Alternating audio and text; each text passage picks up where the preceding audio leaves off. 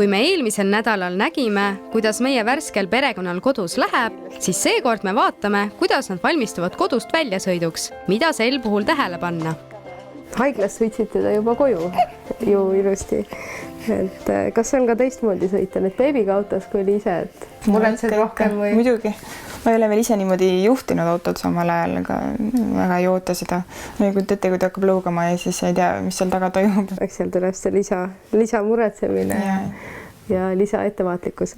Aga vaataks äkki, teil on siin veel üks autosõit plaanis, et vaataks, mis me kaasa pakime selle jaoks, et mida oleks vaja. Reisile on meil vaja kindlasti mähkmeid, sest neid läheb kogu aeg vaja. Jah. Et mitu tundi meil plaanis oli ära olla? No umbes läheb 3-4 tundi siis. No 10 võiks siis tõtta varuga, hea varuga. Ja igaks üks kuna teil kõht ka veel natuke lahti võib-olla on, et siis Reigo võtab mähkmed siis või? Tavaliselt Murphy töötab, et siis kui on vähem, siis läheb rohkem vaja. Reigo võtab mähkmed sahtlist. Oled nõus mähkmetega?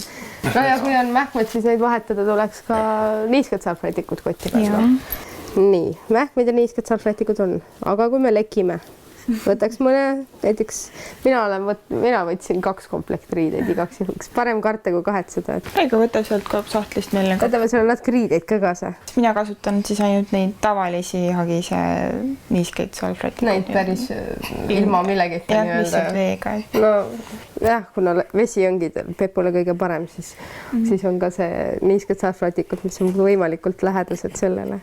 Okei, nii olemas. Võta igaks juhuks mingi sokipaar ka kaasa. Ja kuna sul on endal kõik söögi tegemiseks vajalik varustus kaasas, siis igasugustest pudelitest ja tossikutest me pääseme. Võib-olla siis mõni lapike, mis on imetamisel on sul hea. Jah, seesama. Kas seesama näed? On olemas, valmis? Maari lapikene. Ja toodad vedelikku, siis võiks vist emale võiks vett kaasa võtta kindlasti. Mul on jah kogu aeg vesi, kas mul on kogu aeg janu. No eks see nii ongi ja see on väga hea nimetamisel kõike kogu aeg juua kaasa, et siis aitab piimale ka kaasa. Aga kas me oleme nüüd valmis? Nüüd vist ei ole. Meil on kõik minu mõelest, ma ei oska sinna midagi panna veel, et oleme valmis. Lähed rallitama? Sobib? Sobib jah, lähme. Beebi on veel väike ja õues ei ole palav, mis tähendab, et enne väljaastumist tuleks Annele veidi soojemad riided selga panna.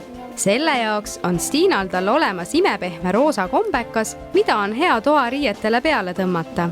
Anne on veel nii pisike, et kõik asjad tunduvad talle nii suured, aga tal on seal kombekas jällegi väga hea mõnusalt soe.